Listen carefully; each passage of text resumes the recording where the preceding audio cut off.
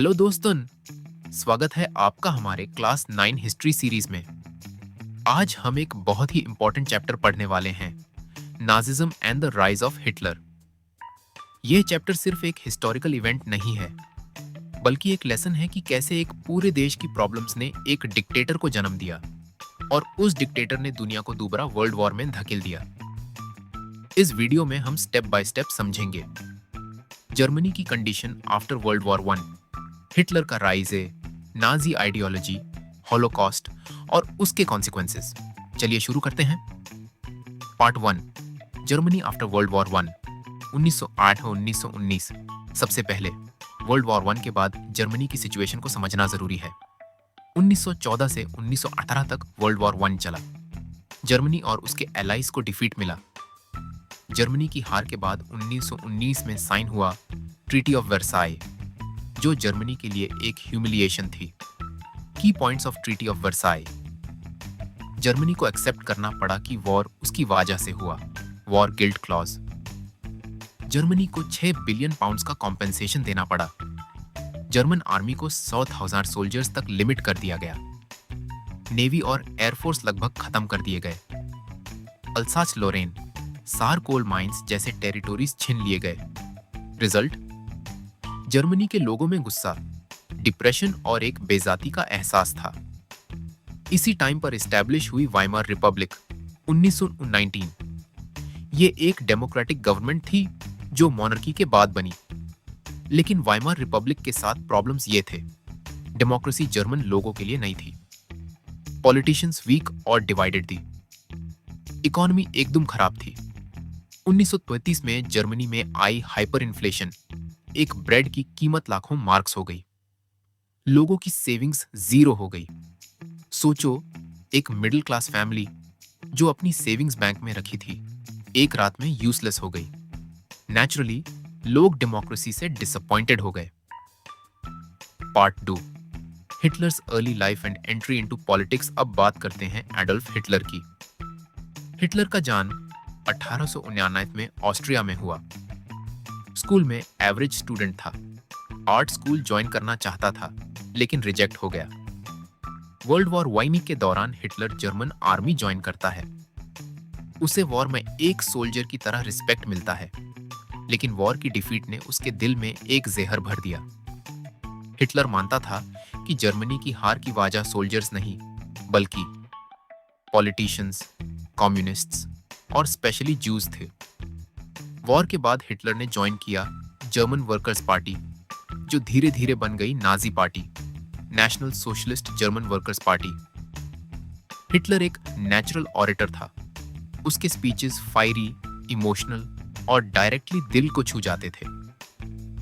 उसने लोगों को प्रॉमिस किया, ट्रीटी ऑफ वर्साइले को तोड़ देंगे, इकोनॉमी को सुधारेंगे, जर्मनी को फिर से पावरफुल बनाएंगे और सबसे इंपॉर्टेंट, एक एनिमी क्रिएट किया, Jews. Part 3, the great depression and rise of Hitler. 1929 में आई ग्रेट डिप्रेशन ने जर्मनी की ऑलरेडी वीक इकोनॉमी को तोड़ दिया। बैंक्स कोलैप्स हो गए, इंडस्ट्री बैंड हो गई, मिलियंस अनएम्प्लॉयड हो गए। वाइमार रिपब्लिक के पास कोई सोल्यूशन नहीं था। इस डेस्परेट सिचुएशन में लोग एक स्ट्रॉन्ग लीडर के पीछे चलने लगे। 1932 तक नाजी पार्टी सबसे बड़ी पार्टी बन गई। 1923 में हिटलर को बनाया गया चांसलर ऑफ जर्मनी और जल्दी ही उसने डेमोक्रेसी खत्म करके डिक्टेटरशिप एस्टैब्लिश कर दी। Part 4, Nazi dictatorship. हिटलर ने पावर आते ही स्टेप्स लिए, इमरजेंसी पावर्स ले लिए, कम्युनिस्ट और सोशलिस्ट पार्टीज बैन कर दी, मीडिया और प्रेस सेंसर हो गई, पुलिस और जुडिशरी सिर्फ नाजी आइडियोलॉजी फॉलो करने लगे। 1934 में प्रेसिडेंट हिंडनबर्ग की डेथ के बाद हिटलर ने खुद को डिक्लेयर कर दिया फ्यूरर, सुप्रीम लीडर। अब जर्मनी में सिर्फ एक पार्टी थी, Nazi party.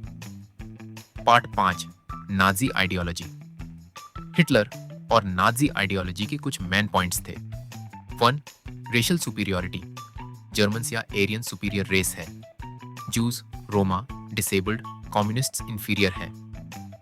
2, living space, लेबेंसराउम, Germany को एक्सपैंड करना है, ज्यादा लैंड चाहिए सर्वाइवल के लिए।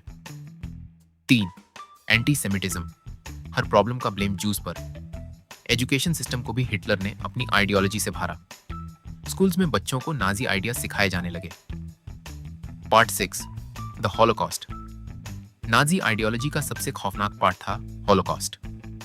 1910-1942 के बीच हिटलर ने सिस्टमैटिकली ज्यूज और दूसरे अनडिजायरेबल ग्रुप्स को एलिमिनेट करना शुरू किया। पहले उन्हें जॉब्स और स्कूल्स से निकाला गया, फिर गेटोस में भेजा गया और फाइनली कॉन्सेंट्रेशन कैंप्स और गैस चेंबर्स में मार दिया गया। अराउंड 6 मिलियन जूस को मार दिया गया। साथ ही रोमा, जिप्सीज, डिसेबल्ड लॉग और पॉलिटिकल ओपोनेंट्स भी टारगेट हुए। Part 7, Hitler and world war 2। Hitler के अग्रेसिव फॉरेन पॉलिसीज ने डायरेक्टली वर्ल्ड वॉर 2 स्टार्ट किया। 1939 में जर्मनी ने पोलैंड इन्वेड किया। वर्ल्ड वॉर 2 शुरू। जर्मनी ने फ्रांस, बेल्जियम, नेदरलैंड्स कैप्चर कर लिए। लेकिन जब उसने सोवियत यूनियन और फिर यूएसए से टकराया तो जर्मनी वीक बैठ गया। 1945 में जर्मनी ने सरेंडर कर दिया। हिटलर ने बर्लिन के बंकर में सुइसाइड कर लिया। Part 8, lessons from history. इस चैप्टर से हम क्या सीखते हैं? 1. डेमोक्रेसी को स्ट्रांग रखना जरूरी है। 2. जब एक देश डिप्रेशन और बेजाती में होता है, लोग इजीली एक्सट्रीमिस्ट लीडर्स को सपोर्ट कर देते हैं। 3. हेट और कम्युनल पॉलिटिक्स इंसानियत के लिए सबसे डेंजरस होती है। तो दोस्तों, ये था detailed explanation of Nazism and the rise of Hitler from class 9 NCERT history. अगर आपको ये समझने में हेल्प मिली हो तो वीडियो को लाइक करिए, अपने फ्रेंड्स के साथ शेयर करिए और चैनल को सब्सक्राइब करना ना भूलें। क्लास 9 के और भी चैप्टर्स हम इसी तरह सिंपल और इंगेजिंग स्टाइल में समझाते रहेंगे। मिलते हैं अगले वीडियो में। Thank you for watching.